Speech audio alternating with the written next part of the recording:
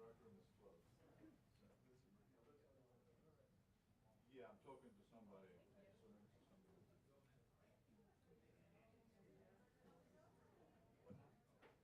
So when I'm there, we'll do it. Come on. Just trying to switch some lines here. You're first. We go with this premise here? I'm there. Andy, keep going. We all got to fit. Find a shot. Yeah. I think we're safe. It's from the bush. We're not. I don't think we're shredded. We're in this like 1 foot by. Oh God, how many toe tags there are? Did you not read the email? Yeah. What other officials? It said and other officials. Yeah. I only saw a screenshot. Yes. It'll make identifying really. Look at this, like pre-COVID over here. Huh? What? All these people. Well, we have a mask on. Great. It's option. Yeah. Hey, how are you? Well, you keep your mask on then. Yeah.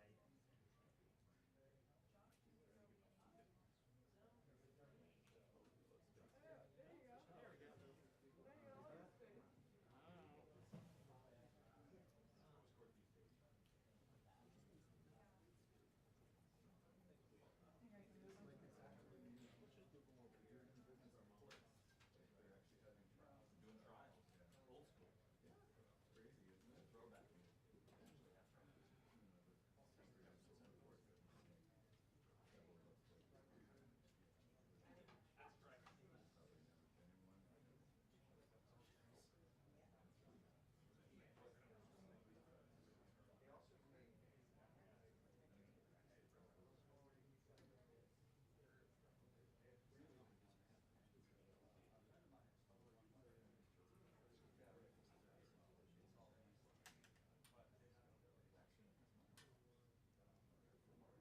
Crazy, isn't it? Throwback. That's correct. So they do TVs again. I know, you gotta go. There's some other things.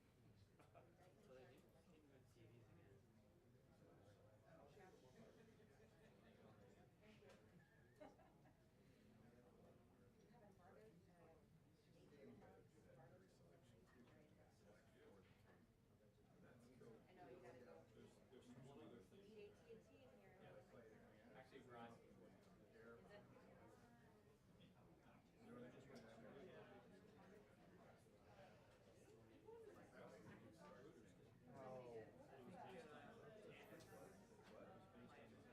Yeah. I find We just go up and make presentations. We don't need it. Is it? So, That's what the release. I've never been there. That's what the release is. except for I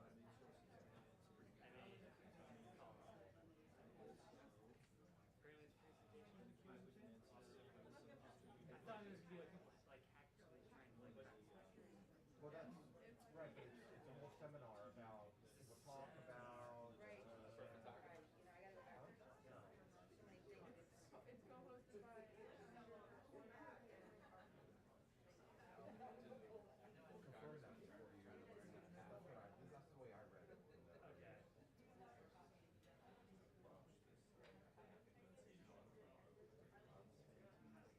Okay. What is it, Dr. Berg says on social network, you're plugged in, like, clapping away.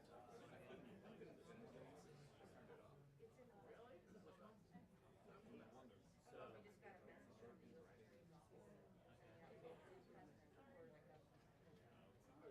from the No, I'm saying like, hey. Nobody talks like in the 1940s, so they never stopped talking. Yeah. So, That's what I use. We'll just do it. Yeah. okay, two agree and then. We all agree. I'm just mad at the movie he made this year. Oh, I liked it. Chicago Seven. No, the Lucille Ball. Oh, was it bad? Yeah, it was not movie about a famous painting, and it wasn't funny. Yeah, let's watch that.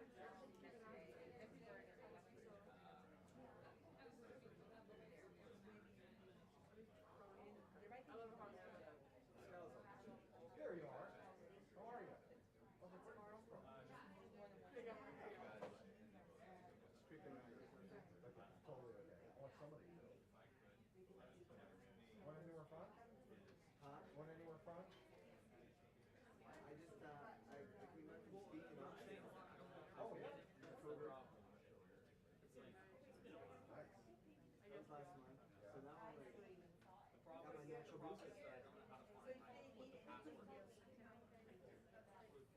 hotspot. He's in the Pentagon. All of that. Half a season. It's a nightmare.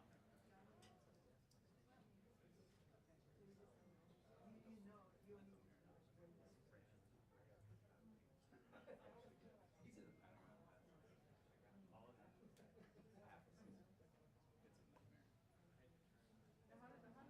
'Cause But man, once you have to pass, you don't even go through, you don't go through anything. Roll in whatever you want.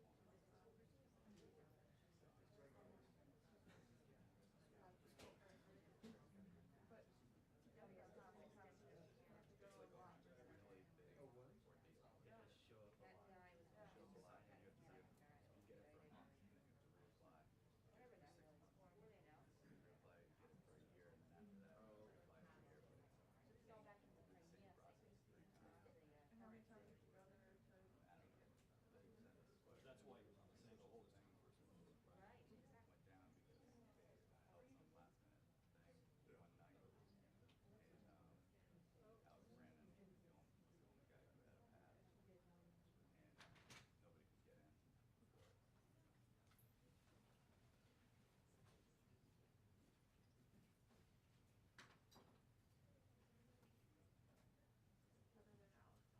Yeah. Alex makes sense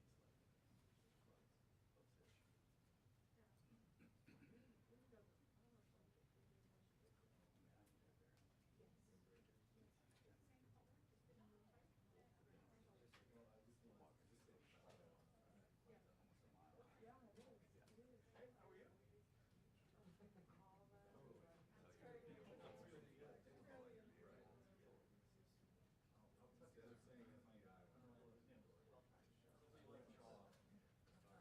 The other thing, a funny guy. Did you say crypto? No, crypto. How are you? Botnet Disruption. Are you? Such a siphon of content these days. I'm sure you could put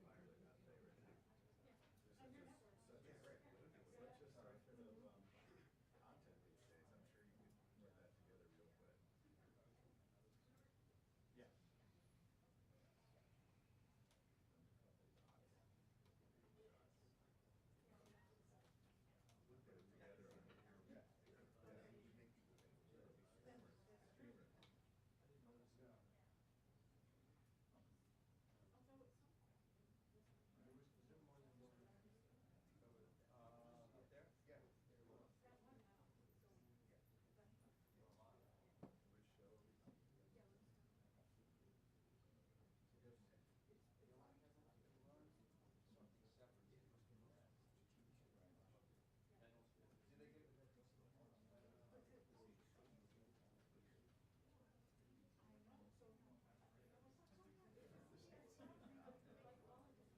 Put it together on your streamer. Up there? Yeah. Which show?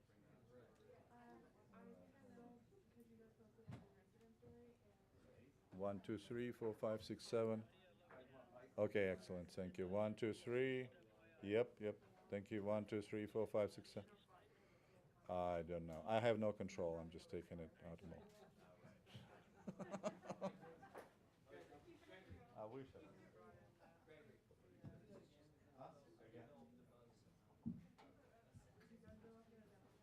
1, 2, 3, 4, 5, 6, 7. Microphone check. 1, 2, 3, 4, 5, 6, 7. Microphone check. 1, 2.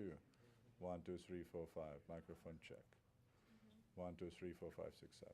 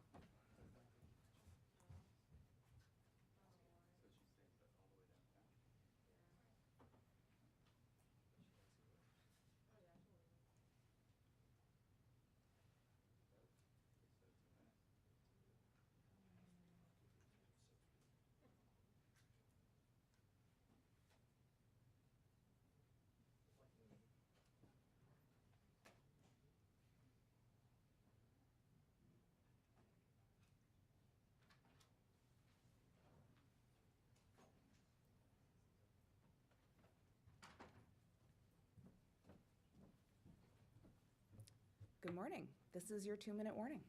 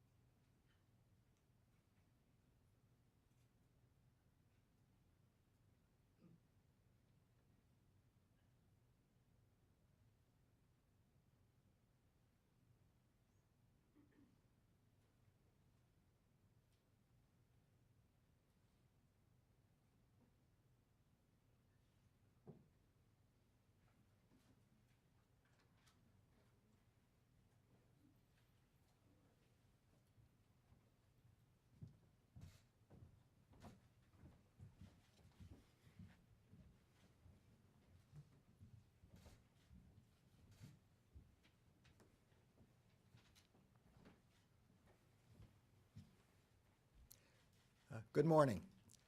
When we announced the launch of the KleptoCapture Task Force last month, I said we would leave no stone unturned in our efforts to investigate, arrest, and prosecute those whose criminal acts enable Russia to continue its unjust war in Ukraine. That is a promise we are keeping. I'm joined here today by Deputy Attorney General Monaco and FBI Director Wray. Also here are Assistant Attorney General Olson, Principal Deputy Assistant Attorney General McQuaid, FBI Cyber Section Chief Frim, and KleptoCapture Task Force Director Adams.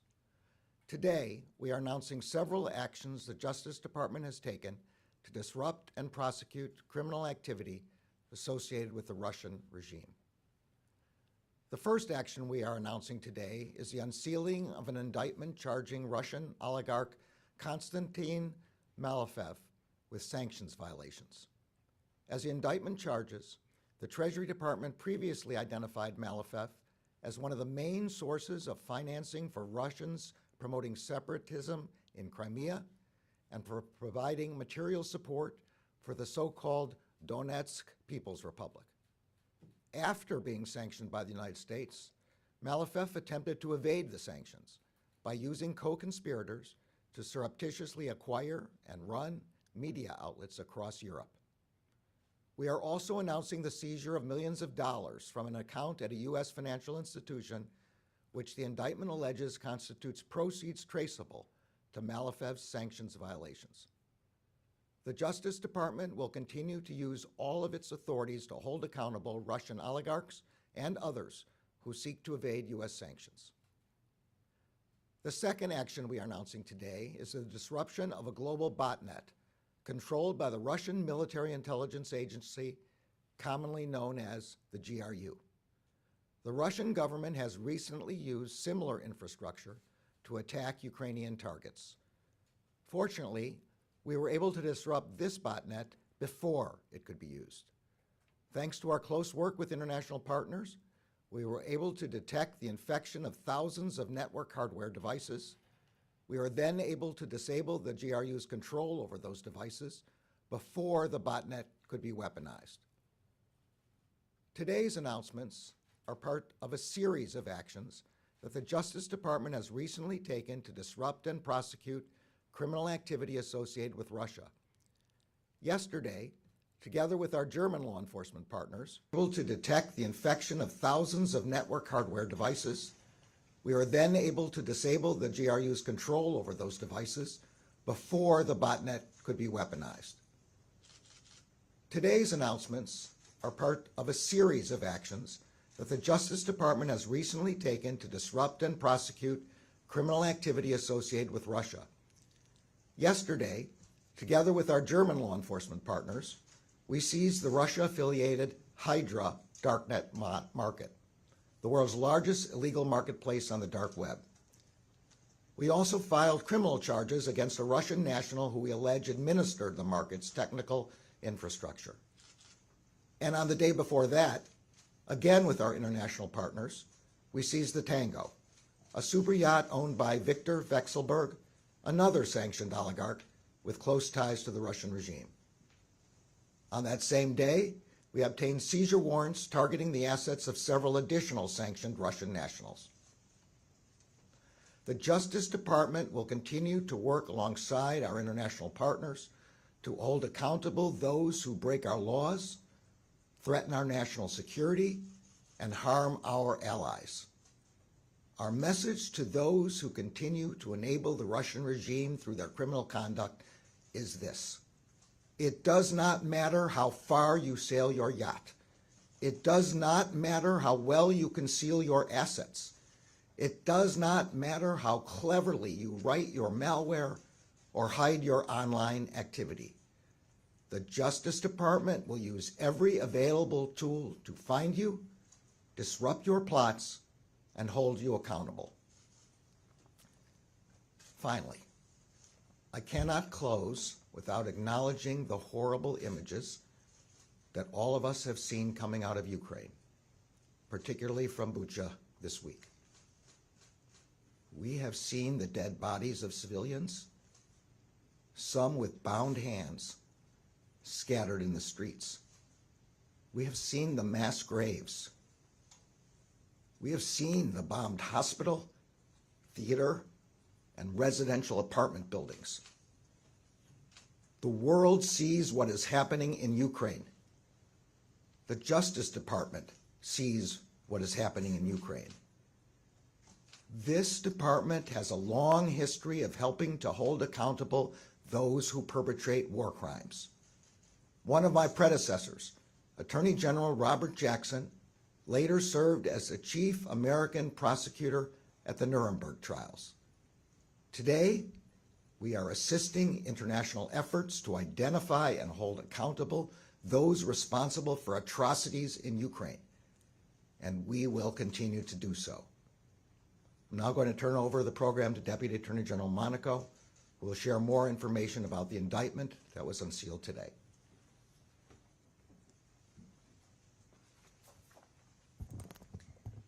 Thank you, Mr. Attorney General, and good morning, everyone. Thank you all for joining us today.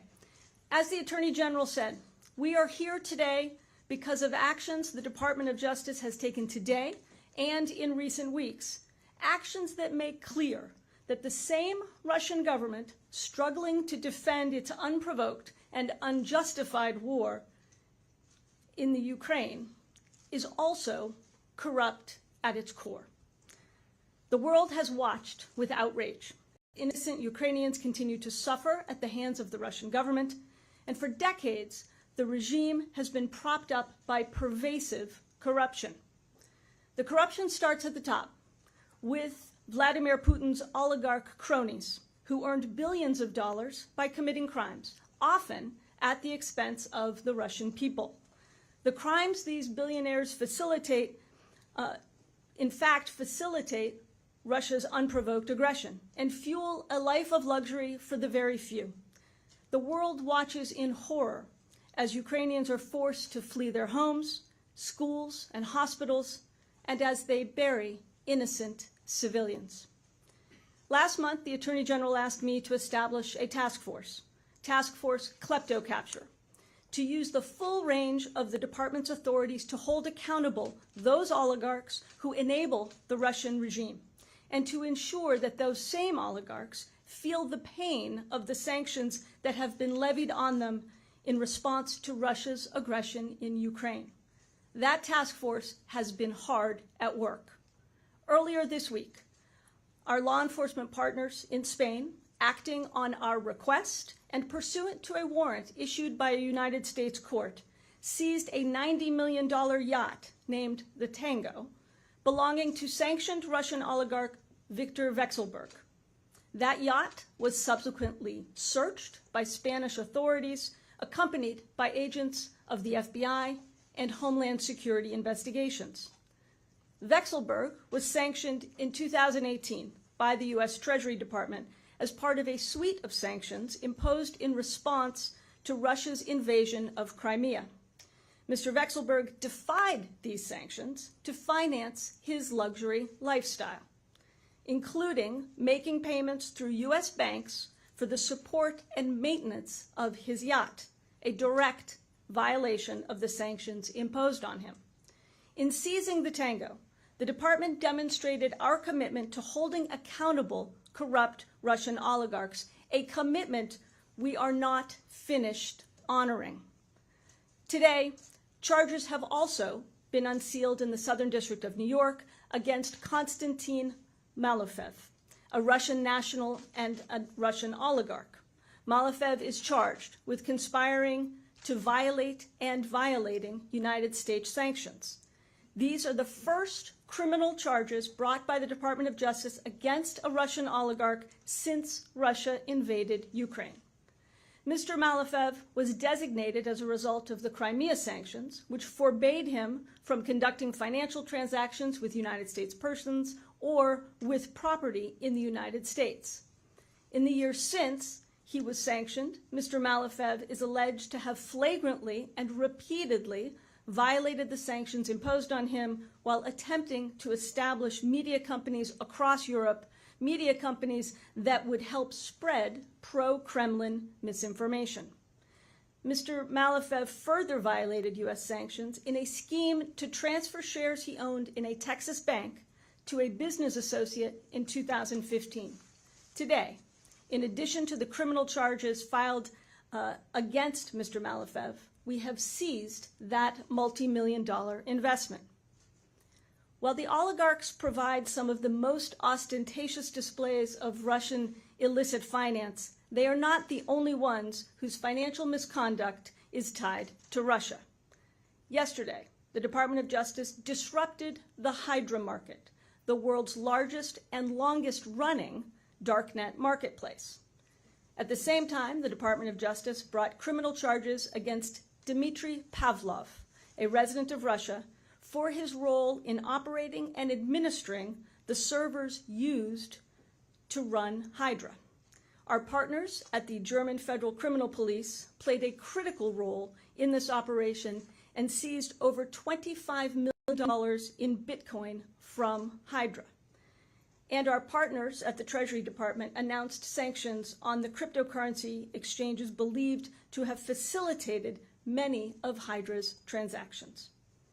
As alleged, Hydra enabled users in mainly Russian-speaking countries to buy and sell a staggering variety of illicit goods and services, including illegal drugs, stolen financial information, fraudulent passports, and even hacking tools and hacking services. Transactions on Hydra were conducted in cryptocurrency, and last year, Hydra alone accounted for an estimated 80% of all darknet market-related cryptocurrency transactions. Since 2015, the marketplace has received approximately $5.2 billion in cryptocurrency. Let me say that again. Hydra alone accounted for an estimated 80% of all darknet market transactions, more than $5 billion in cryptocurrency. Working side by side with our German partners, whose assistance was critical to our efforts, as well as our law enforcement partners at the IRS and the U.S. Postal Inspection Service here at home, the DEA and the FBI have ensured that cryptocurrency can no longer be used by these criminals to fuel their crimes. Taken together, these actions make clear that those who violate our laws should expect to face justice. As Russia and its aggression continues, we have our eyes on every yacht and jet. We have our eyes on every piece of art and real estate purchased with dirty money, and on every Bitcoin wallet filled with proceeds of theft and other crimes. Together with our partners around the world, our goal is to ensure that sanctioned Russian oligarchs and cyber criminals will not find safe haven. And now I'll turn it over to Director Wray to discuss another tool employed by the FBI to address Russia's aggression.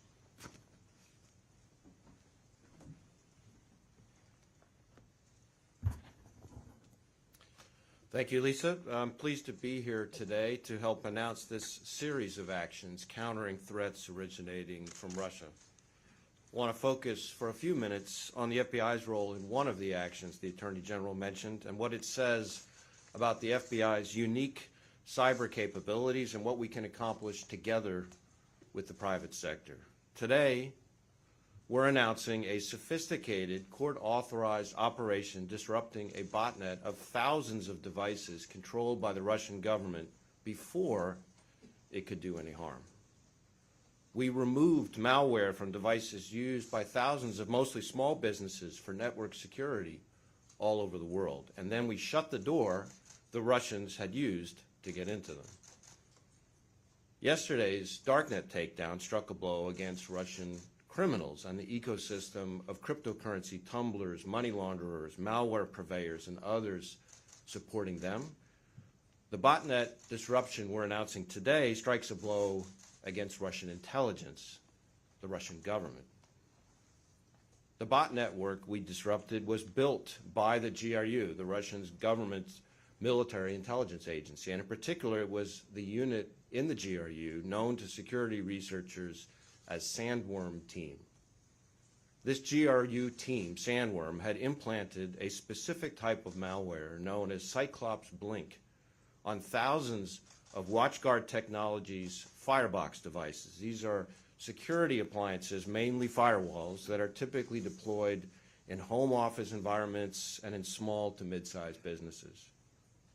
Sandworm strung them together to use their computing power in a way that would obfuscate who was really running the network, to let them then launch malware or to orchestrate distributed denial of service attacks like the GRU has already used to attack Ukraine.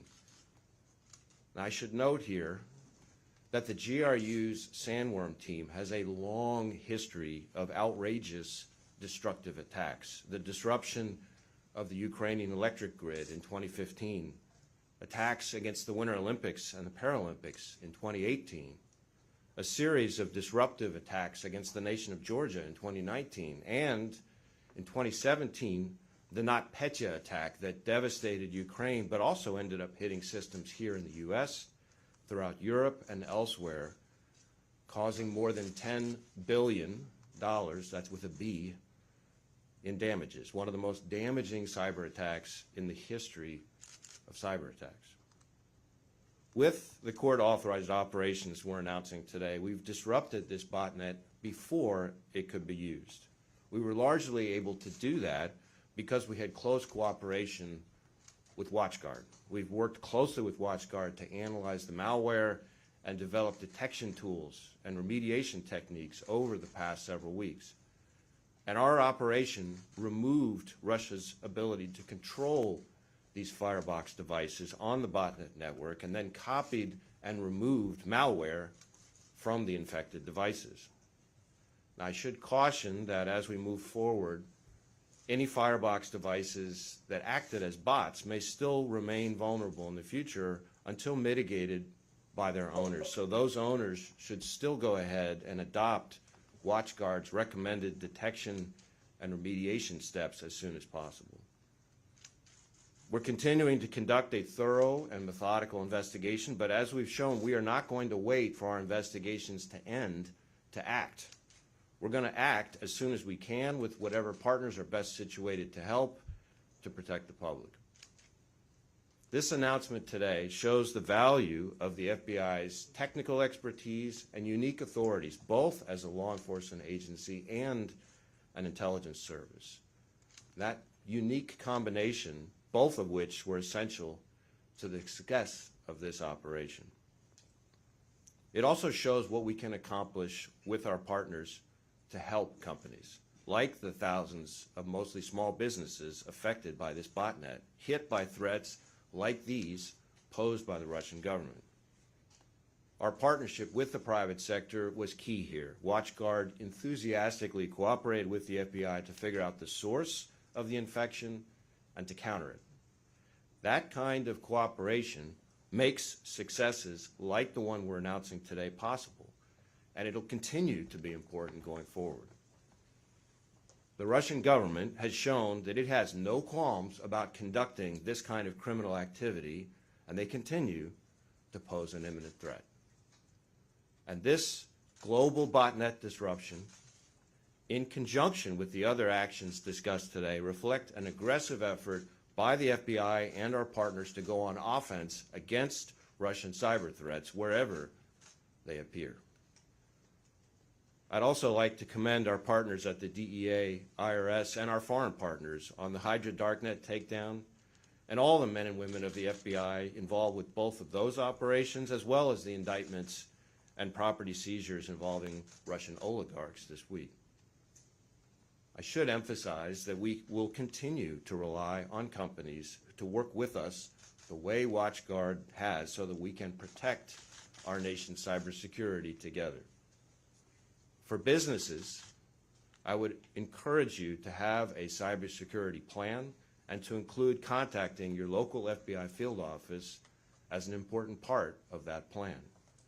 And if you suspect a cyber intrusion, please contact your local FBI field office immediately. The more quickly we get involved, the more we can do to protect you. We are laser focused on disrupting the threat, on preventing harm from dangerous adversaries. And sometimes that means making arrests, and other times, like both yesterday and today, that means taking adversaries' capabilities off the field. No agency or business can do this alone. It takes everyone's cooperation, and the FBI will be there to work with you on cyber threats from Russia or anywhere else. Finally, I would like to thank and congratulate our FBI teams in a wide number of field offices, both here in the United States and our legal attaché offices overseas for their work that has paid off this week. With seizing sanctioned assets here and in Spain, with the indictments that we're announcing today, and with the disruption of both criminal and hostile intelligence activities that we're here to discuss this morning. Thank you. Mr. Attorney General, you said the Justice Department has a long history of holding those accountable who commit war crimes. What role for the Justice Department do you contemplate in Ukraine? Yesterday, I personally spoke with our chief Justice Department prosecutor in Paris, who was meeting with the French war crimes prosecutor. The day before, criminal division prosecutors met with prosecutors from Eurojust and Europol to work out a plan for gathering evidence with respect to Ukraine. And at the same time, the United States is, at the request of the Ukrainian prosecutor, assisting in the collection of information with respect to the atrocities that took place in Ukraine and that are still taking place. All right. Jay. Mr. Attorney General, are you calling for a Nuremberg-style trial, and would you be involved in that? Number one, and on an off-topic question, I know that you don't comment on ongoing investigations, but would you confirm that you're being briefed on the Hunter Biden investigation? All right, on the second off-topic question, we don't comment about pending investigations, so that's as best I can give you on that. On the former, I'm not calling for anything at this time. Now we're in the collection of evidence stage, and that's what we're doing. We're helping our European partners and our Ukrainian partners and our partners across the United States government, including particularly the Department of State, to collect the information on the atrocities that we have all seen in both photographs and video footage over this week. I can't help but pain every one of us to watch that, but that's what we will be doing, collecting that information for purposes of investigation. The announcement today is about sanctions dating back to actions that happened in 2014. Does the Justice Department need to move faster to make these sanctions matter in what's happening in Ukraine today? Do you need or want more authority in some fashion to move faster on sanctions? Well, I hope you were going to conclude that we were moving awfully fast, given the number of things that we've announced today and we announced before. Once sanctions are imposed, then the violation, that freezes. Then the violation of sanctions is attempting to move them, attempting to hide them, attempting to distribute them. So, of course, we're moving on the ones that have violated the sanctions rules. But we also have sanctions that the Treasury Department has imposed, and anyone who attempts to violate those sanctions will be prosecuted, investigated. There will be seizures as soon as we can. Mr. Attorney General, I'm wondering how much you're seeing evasive activity by Russian oligarchs that you're targeting at this point. Are they taking specific steps? What kind of specific steps are they taking to hide their assets? And then, if I may, can you just Let's try that one first. So I'm going to turn to the Deputy Attorney General and the Director of the Task Force to answer that question. Thanks very much. Well, as the Attorney General mentioned, the sanctions activity, once those are imposed, that freezes the assets, and the criminal activity is in itself the evading of those sanctions, so seeking to move those assets. Now, I'm not going to disclose to you what we see in our investigations, but suffice to say that we have sophisticated methods and a great deal of expertise that we've brought together with the Klepto Capture Task Force, whether it's money laundering, tracing, sophisticated cryptocurrency tracing efforts, you name it. We're bringing all of that to bear to go after the efforts to evade these sanctions using whatever means criminal actors use. I'll ask Mr. Adams if he's got anything to add. Thank you. I think as the indictments themselves lay out, the department's aware of a number of different typologies and processes by which people attempt to hide assets. There are obviously public reporting and very much public online Twitter feeds regarding the physical movement of ostentatious property that I think everybody's aware of. The department's aware of those and other efforts, and will continue to investigate evasion in all forms. And Mr. Attorney General, if I may just do a quick follow-up on the you mentioned that you're helping to document the war crimes that are taking place. That you're helping your international partners. Yeah. Can you be more specific on how you're helping them? What specifically are you doing? Well, I think I've told all I can tell right now. We've been meeting with Europol and Eurojust in Paris over this week.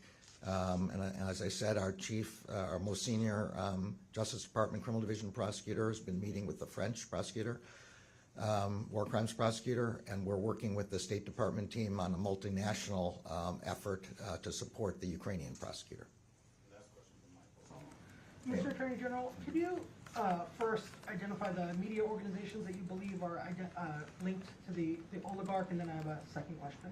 I don't know whether that was disclosed in the indictment, but I'll leave it. The specific names are not disclosed in the indictment. Mr. Malofiev is obviously a public personality, and we'll find plenty of information of them on open source. And then, if I may, it's been several weeks since the department received a referral from Congress on Mark Meadows, and the House is poised to vote again on 2 referrals today. What do you say to those who may be losing confidence in the department because it's taking so long? And do you have concerns that congressional referrals Quite public, and we will follow the facts and the law wherever they lead. We don't comment any further on investigations. Thanks. All right. Thank you, everybody. Thank you all. Thank you.